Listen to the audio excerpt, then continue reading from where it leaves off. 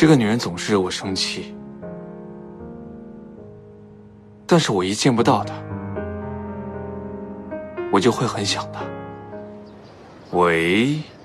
喂，我现在在大楼里，你快点过来！喂，西西，西西，先生，我赶时间。哎，有人没登记，跑上去了。郭西西 ，Hello 啊 ，Mr. Zorro。你骗我！一人一次，扯平了。不是，你怎么知道的呀？我跟你去米兰见 Alex 的事情没有对外宣扬过吧？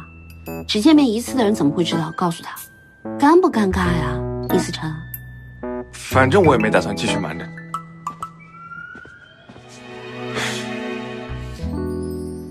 我走的时候，我们俩不是说好了吗？说你好好工作，然后我安心学习，你不打扰我的。可是我是你老公。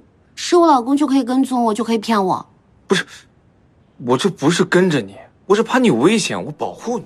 思成，我不想一味的只受你保护，我也想成长起来，我也想保护你啊，想跟你并肩而立。我不管你是 Mr. Zorro 还是我的老公，我都必须把这节课上完。你快回去。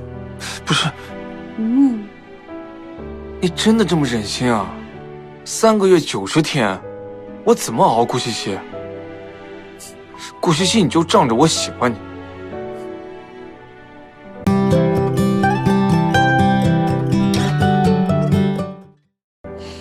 我们不是说好了吗？那个业主你好，你们什么关系啊？是夫妻。顾西西，你干嘛？算了，我还是打电话，你们跟警察说吧。不，等，他说的对，我们确实是夫妻。你看这样算不算证据？我知道他每天早上的早餐，最喜欢的就是豆浆油条。我知道他最爱做的事，就是画画稿。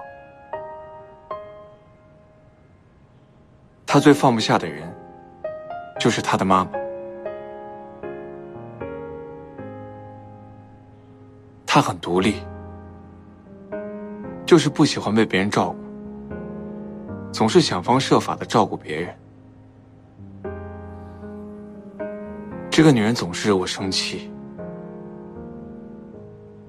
但是我一见不到她，我就会很想她。我记得她嘴角上扬的弧度，记得我们相遇的每一个瞬间，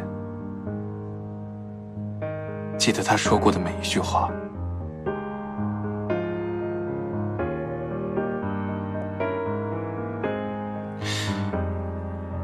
这样算不算证据？哎，我信了啊，我信了。